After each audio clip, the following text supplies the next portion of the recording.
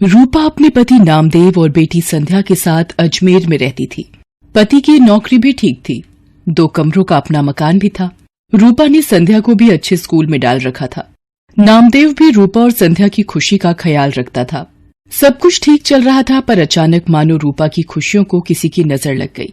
नामदेव को दोस्तों के साथ खाने पीने की आदत पड़ गई। वो अक्सर पार्टी करने के बहाने दोस्तों में शराब पर पैसा बहाने लगा।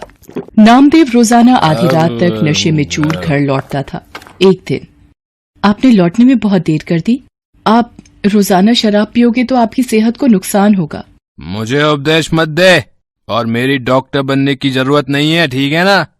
मैं अपने दोस्तों के साथ जाता हूँ, तो तुझे क्यों तकलीफ हो रही है? मैं रोज पीऊंगा। तुझे यहाँ नहीं रहना तो चले जाए यहाँ से, चल।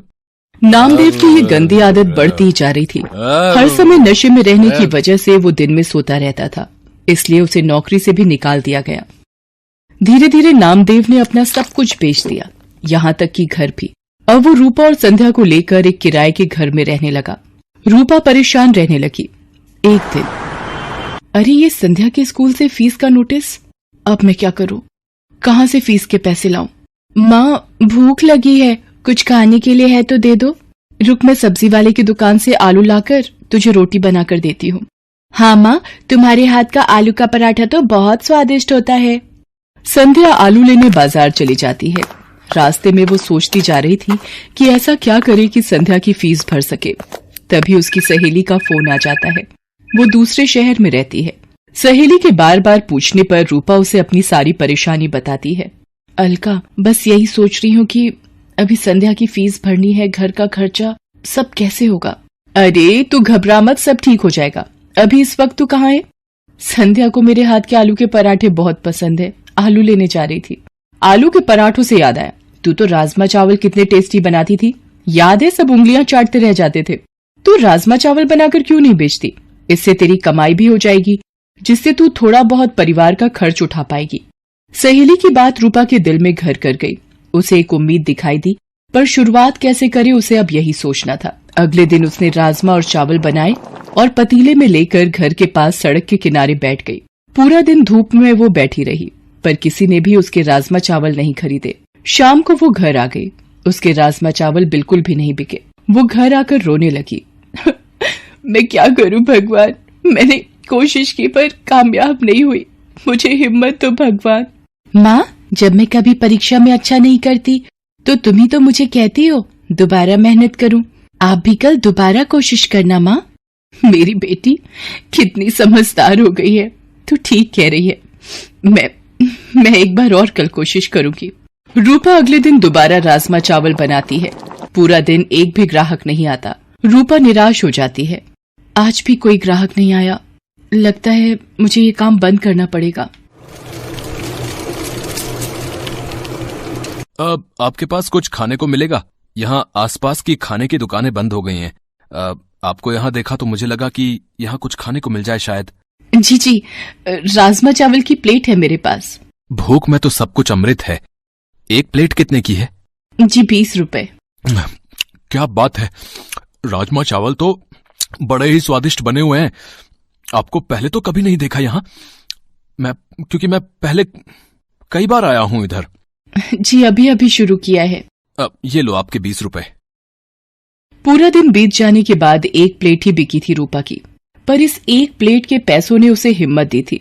रूपा अगले दिन राजमा चावल लेकर ही बैठी थी कि पिछली रात वाला ग्राहक दोबारा आया। आपने पहचाना मुझे? कल आपके राजमा चावल बहुत स्वादिष्ट लगे, तो मेरे पार्टनर दोस्त को भी खिलाने आया हूँ। आप 2 प्लेट बना दीजिए। अभी बना देती हूँ साहब। धीरे धीरे 1 से 2 व्यक्ति देखते देखते अब रूपा के पास ग्राहक आने शुरू हो गए थे। रूपा कमाए हुए पैसों से संध्या के स्कूल की फीस भरना चाहती थी, पर एक दिन, ये ट्रंक में क्या छुपा रही है? दिखा जरा, दिखा मुझे। ये रुपए मैंने संध्या के स्कूल की फीस के लिए जोड़ कर रखे हैं, ये मत ले जाओ। देख, मेरे दोस्त मेरा इंतजार कर रहे हैं, ये रुपए दे मुझे, दे, इधर दे। नामदेव रुपए छीन कर ले जाता है। रूपा रोने लगती है। वो सोचती है, ऐसे तो ये सारे कमाए हुए पैसे शराब में उड़ा देंगे, मुझे कुछ रुपए संध्या के भविष्य के लिए भी जोड़ने होंगे। धीरे धीरे रूपा का काम चल जाता है। वो एक ठेला किराए पर ले लेती है और अब वो ठेले पर राजमा चावल बनाकर बेचने लगी। समय बीतता गया। रूपा की जिंदगी 15 साल आगे चली गई। संध्या भी पैसों की कमी के कारण 10वीं तक की पढ़ाई कर पाई। वो भी अब माँ के काम में हाथ बटाती थी। रूपा मेहनत करते करते थक गई थी, पर उसकी एक जिम्मेदारी अभी बाकी थी। वो थी संध्या की शादी। एक दिन रूपा की वही सहेली जिसने फोन पर बात की थी, रूपा से मिलने आती है। आज तुझे इतने सालों बाद देखकर मेरे आंसू नहीं रुक रहे। मेरी प्यारी सहेली रूपा, ये तूने अपना क्या हाल बना लिया है। गरीबी के थपेड़े तेरे चेहरे पर आई झुर्रियों में बयान हो रहे हैं। अरे तू बैठ अलका, संध्या से मिल। ये मेरी बेटी संध्या है। संध्या, ये मेरी मेरठ वाली सहेली अलका। अलका मौसी, माँ आपको बहुत याद करती हैं। रूपा, मैं इसलिए तेरे पास आई थी कि एक अच्छे घर का रिश्ता है। संध्या भी वहाँ खुश रहेगी। अलका, अगर मेरी ये जिम्मेदारी पूरी हो जाए तो मेरे लिए बहुत खुशी की बात है। ठीक है, फिर मैं बात कर लेती हूँ लड़के वालों से।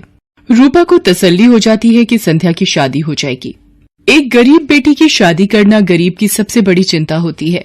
रूपा की सहेली अलका रिश्ता पक्का कर देती है। रूपा को ये था कि संध्या की शादी के लिए पैसे जोड़ने हैं, इसलिए वो सुबह जल्दी जल्दी उठकर ज्यादा खाना बनाने लगी। सुबह से लेकर रात तक ठेले पर खड़े रहना। एक दिन रूपा को चक्कर आता है और वो गिर पड़ती है। संध्या चिल्लाती है, माँ आंखें खोलो माँ, मैं अभी डॉक्टर को बुला कर लाती हूँ। I am sorry, she is no more. Body से ज्यादा काम लिया है इन्होंने। कमजोर शरीर ये झेल नहीं पाया, इसलिए बीपी बढ़ गया और हार्ट अटैक आ गया। संध्या की तो मानो जिंदगी ही रुक गई। उसकी माँ चली गई। वो बिलक बिलक कर रोने लगी। तभी नामदेव आ जाता है। वो भी मरी हुई रूपा के आगे रोने लगता है। संध्या उसे कहती है, बापू, मेरी माँ के शरीर को हाथ मत लगाओ। आज आपकी वजह से मेरी माँ इस दुनिया से चली गई। मुझे माफ कर दे मेरी बच्ची, मैंने ये क्या कर दिया प्रभु।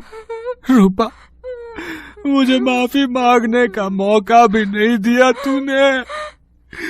मेरे पापों के कारण तू चली गई। संध्या माँ की याद में दिन भर उदास बैठी रहती थी। नामदेव भी अब संध्या की चिंता में परेशान रहता था। वो कोई काम ढूंढने भी क्या जाता। सब उसकी पुरानी बुरी आदतों को जानते थे, इसलिए काम नहीं देते थे। एक दिन अलका रूपा से मिलने आती है और उसके मरने की खबर सुनकर वो भी बहुत दुखी होती है। वो नामदेव को संध्या के रिश्ते की बात बताती है। देखिए नामदेव जी, अब मेरी सहेली रूपा तो नहीं रही, पर संध्या की शादी की जिम्मेदारी अब आपको निभानी है। लड़के वाले जल्दी ही शादी करना चाहते हैं, आप सोचकर जवाब दे देना। अलका के जाने के बाद नामदेव सोच में पड़ जाता है कि उसके पास तो एक पाई तक नहीं जो वो संध्या की शादी कर सके। वो रूपा को याद करके रोने लगता है। तभी एक आदमी आता है। जी नमस्ते, मेरा नाम मोहन है। रूपा जी के बारे में पता चला, सुनकर बहुत दुख हुआ। आपको कुछ काम था रूपा से? जी, एक दिन मैं रूपा जी के ठेले पर राजमा चावल खाने आया था, तभी उनसे बात हुई। मैं जरूरतमंद लोगों के लिए एक बैंक योजना चलाता हूं। रूपा जी भी मेरे पास रुपए जमा करवाती थीं। वो जब भी पैसे जमा करने आती तो यही कहती थी कि मेरी बेटी संध्या की शादी में काम आएंगे। आज वही रुपए मैं देने आया हूं। पिछले दिनों उन्होंने मुझे फोन किया था कि बेटी की शादी के लिए जरूरत है तो मैं उन्हें दे दूं। ये लीजिए, ब्याज मिलाकर 3.5 लाख रुपए उनके बैंक में जुड़े हुए हैं। आज उन्हें देने आया था। रूपा, तुम अपनी जिम्मेदारी निभाना नहीं भूली। जाते जाते भी अपनी बेटी की शादी की जिम्मेदारी निभा गई। संध्या बेटी, देखो, तुम्हारी माँ की तरफ से शादी का तोहफा ये अंकल जी लाए हैं। संध्या भी ये सब देखकर रोने लगती है। उन रुपयों को नामदेव संध्या की शादी में लगा देता है और संध्या को ढेर सारा आशीर्वाद देकर विदा कर देता है।